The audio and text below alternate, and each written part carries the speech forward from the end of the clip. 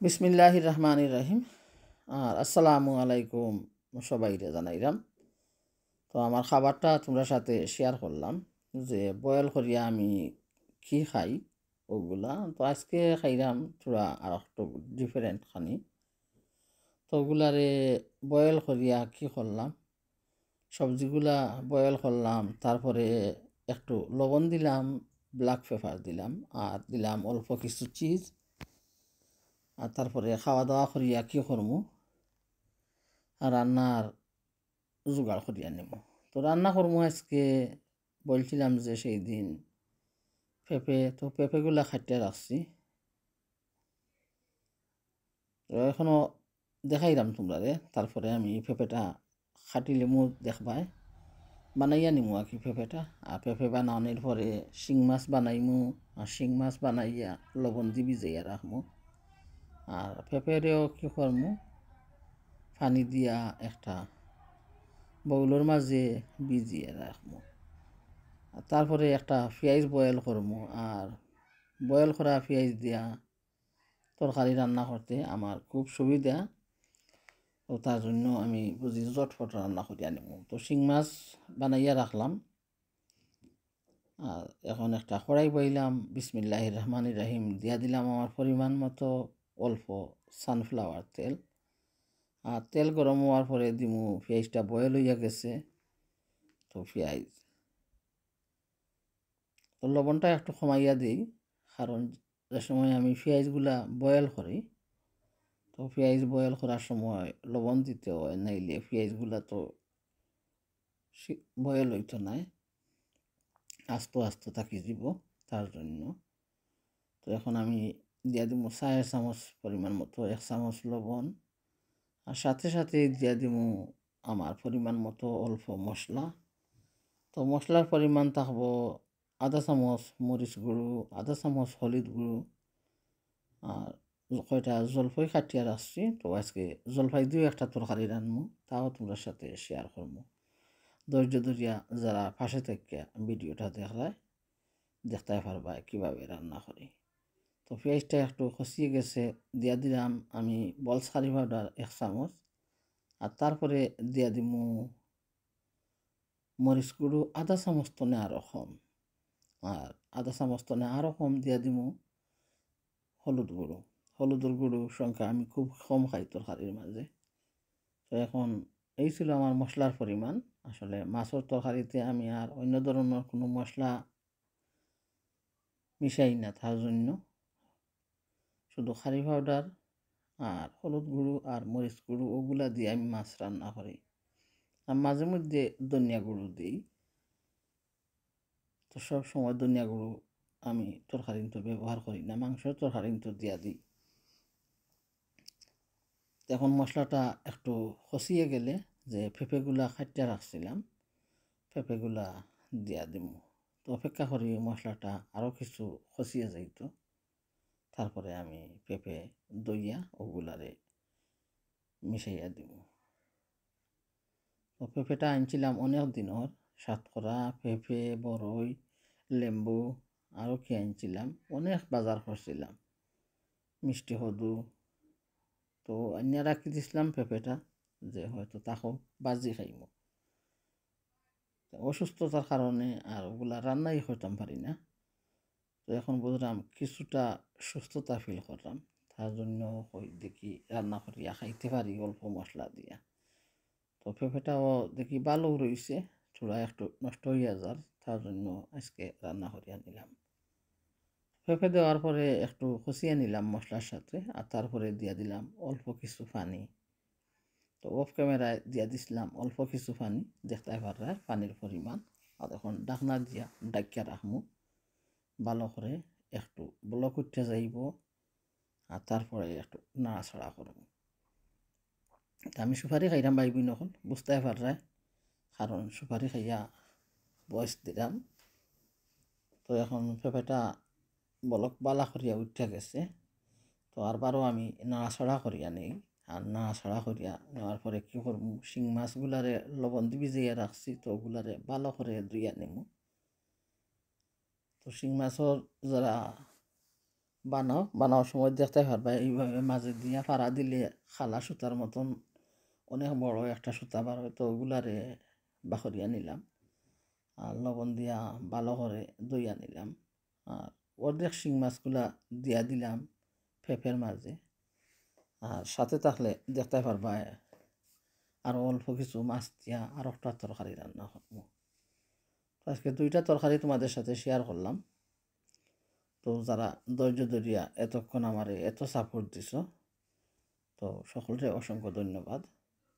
আর যারা গোপনে গোপনেও ভালোবাসার সাপোর্ট দিরায় তোমরা অসংখ্য ধন্যবাদ।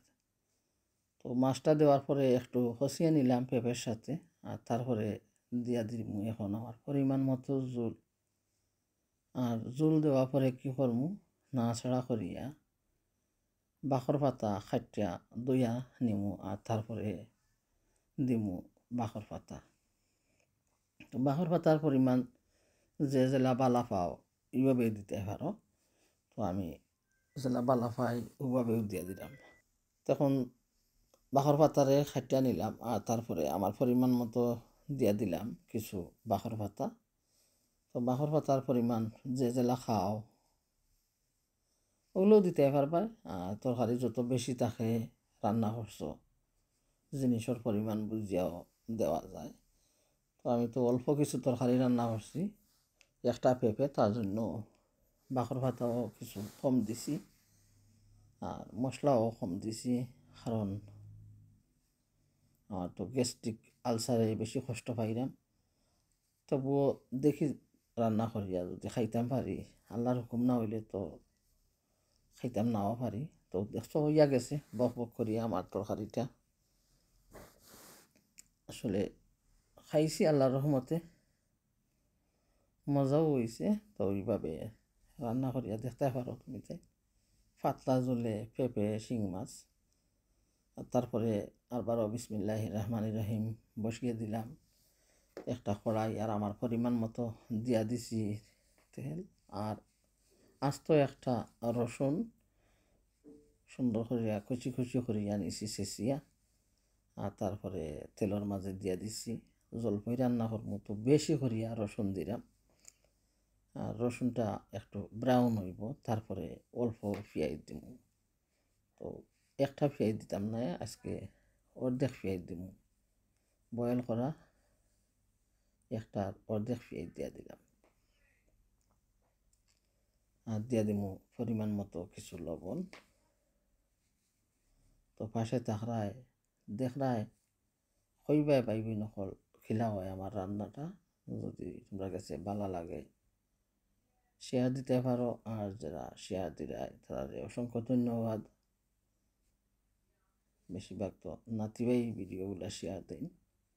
তো এখন পরিমাণ মতো দিয়া দিলাম 4 চামচে 1 চামচ লবণ। আর লবণ দিয়া নাড়াচাড়া করিয়া দিয়া দিমু আধা চামচ হলুদ গুঁড়ো আর বলস কারি পাউডার। তো সমান মশলাই দিমু মাছের তরকারি রান্না করলাম। আর মরিচ গুঁড়োর পরিমাণটা থাকবো একটু কম। আর যদি মরিচ গুঁড়ো একবারেই দিতাম না, আসলে খুবই ভালো লাগতো আমার কাছে লাগে। আসলে দিয়া দিছি বলস কারি পাউডার। আর এখন দিয়া দিলাম অল্প কিছু মরিচ গুঁড়ো। আসলে টক জাতি তরকারি রান্না করলে মরিচ গুঁড়ো না দিলেই মজা লাগে। হলুদ কালার হয় আর পাতলা ঝুলে খুব স্বাদ লাগে খাইতে। আমি তো মরিচ ছাড়া তরকারি খাইতেই পারি না, এইটাই তো আমার অভ্যাস। তার জন্য আমার দিতেই হয়েছে মরিচ। যে এই তরকারিটা যে আমি রান্না করলাম ওইটা তো আমি ছাড়া আর কেউ খাইব না গিয়া। তো দিয়া দিছি আমার পরিমাণ মতো মরিচের গুঁড়ো। মরিচের গুঁড়ো দিয়া একটু নাড়াচাড়া করিয়া অল্প কিছু পানি দিব। পানি দিয়া মশলাটারে আরবারও কষিয়ে নিব। তো তোমরা যদি ভালো লাগে এইভাবে রান্না করতে পারো টক জলপাই দিয়া। আসলে জলপাই দিয়া ছোটো মাছ রান্না করলে খুব স্বাদ লাগে। তো জলপাই তো আমার আমড়া খুব পছন্দ। আমড়া তরকারি খাইতে আমার খুব ভালো লাগে। যে মিরকা মাছ দিয়া আমড়া দিয়া খাটা করলে আসলে টমেটো দিয়া খুব স্বাদ লাগে আমার। জলপাইও খাই আমি, না খাই না, ভালো লাগে ওইয়ে। ছোটো মাছ দিয়া কি মলা মাছ পুঁটি মাছ ওগুলা দিয়া জলফাই দিয়ে রান্না করলে খুব মজা খাইতে। তো আমি মনে মনে চিন্তা করছিলাম যে জলফাই দিয়া খেসরি মাছ দিয়া রান্না করিলিম। তো এখন ঠান্ডার জন্য আর ভালো লাগলো না, যে অনেক সময় লাগবো খেসরিগুলা আমার বাঁচতে হইব। তো বুঝলাম সোজাভাবে রান্না করিলে যে শিং মাছগুলা বাহির করছি, তো মাছগুলা ওই রাখিয়া দিতাম অর্ধেক। তো শিং মাছ দিয়ে রান্না করে দেখি খাইতে পারবো, কারণ দেশে তো আমরা যে কোনো মাছ দিয়ে রান্না করতাম, খুব মজা লাগতো আসলে। তো এখন আমি কী করলাম যে অর্ধেক শিং মাছগুলা রাখিয়া দিয়েছিলাম, তো শিং মাছগুলা দিয়া তো এখন শিং মাছ দেওয়ার পরে কী করলাম, একটু নাড়াচাড়া করিয়া খসিয়ে নিলাম। তো দিয়া দিমু খাইতে রাখা জলফাই। আসলে জলফাইগুলো আনছিলাম 2 সপ্তাহের মতো হইয়া যা। তো এখন দেখি জলফাইগুলোও কিছু নষ্ট হইয়া যাইব। আসলে ফ্রিজে থাকলেও আইসও না এত গিয়া ফ্রোজেন নাই গিয়া, তার জন্য আসলে খুব ভালো হয়েছে, নরম হইয়া গেছে তরকারিটা খাইতে, তুই স্বাদ হয়েছে। আর বেশি করিয়া দিছি জলফাই, আর বাখর পাতা দিয়া দিলাম পরিমাণ মতো, আর একসাথে দিয়া দিমু জোল। তো শিং মাছগুলো আনছিলাম কি রান্না করতাম করিয়া, আর রান্না করলাম কি আমি। শিং মাছগুলো আনছিলাম যে নালি পাতা দিয়া, আর দেশের যে শিরা পাতা কইন, খারা খাইছো জানি না, তো ওগুলা দিয়া রান্না করবার ইচ্ছা ছিল গিয়া। তো পেঁপেটা নষ্ট হইয়া যান, তার জন্য ওই বলে কী করতাম, চিংড়ি মাছ দিয়ে রান্না করতাম না মাংস দিয়ে রান্না করতাম, এই চিন্তা করতে করতে শিং মাছের ব্লকটা বাকরিয়া ভিজে আনিছিলাম। তারপরে কইলে যে 2টা তরকারি রান্না করিয়া নিমু, জলফাই রান্না করিয়া নিমু আর পেঁপে রান্না করিয়া নিমু। তখন আমার পরিমাণ মতো আরও কিছু জোল দিয়া নাড়াচাড়া করিয়া ডাকনা দিয়া ডাকিয়া রাখমু, আর চুলার গ্যাসটা ফুল দিয়া দিমু, আর বহবক করে সুন্দর করিয়া উতরাইয়া যাইব, আর তারপরে চুলার আগুন বন্ধ করব। তো যদি তোমার ভালো লাগে শিং মাছ দিয়া জলফাই দিয়া পাতলা জুলে হলুদ কালারের মতন একটা তরকারি রান্না করিয়া এভাবে খাইয়া দেখবা। আসলে খুবই মজাদার একটা তরকারি হয়েছে, 2টা তরকারিও খুব মজাদার হয়েছে, কিন্তু জলফাই তরকারিটা অসাধারণ স্বাদ হয়েছে, যে খাট্টাটা অনেক মজাদার হয়েছে। আসলে যদি খাইতে পারতায় তখন বুঝলাই নে সত্যি যে এইটা মজাদার হয়েছে গিয়া। তো ভাই বোন সকল, যদি কথার মাঝে কোনো ভুল ত্রুটি করিয়া থাকি তো প্লিজ ক্ষমা দৃষ্টিতে দেখবায়। আর যদি হওয়া কি যে আমার রান্নাটা তোমার কাছে সুন্দর লাগে, যে মনে খুশি পাইমু, আরও ভিডিও বানাইবার উৎসাহ জাগবো। আর এখন বর্তমানে তো অসুস্থ, তেমন আর কোনো ভিডিও করতে পারলাম না। তো আশা করি সুস্থ হইলে তো যাও রান্না করমু তোমরা সাথে শেয়ার করমু। তখন বালা করিয়া বলক উঠিয়া গেছে তরকারির মাঝে, বক বক করি উতরাইয়া গেছে। তো আমি চুলার গ্যাসটা বন্ধ করিয়া নিলাম। তখন আর বাটিতে নিয়ে দেখাইলাম না, যেভাবে রান্না করছি এইভাবে তোমরা দেখাইয়া নিয়েছি। আর পরবর্তী রান্নার ভিডিও থাকবো শিম দিয়া এইসা দিয়া রান্না করবো, তো অবশ্যই দেখবাই তোমরা। সকালে কি নাস্তা করছিলাম, ভাত বিরান, তো ওগুলোও তোমরা সাথে দেখাইলাম এন্ডে দিয়া কি খাইছি।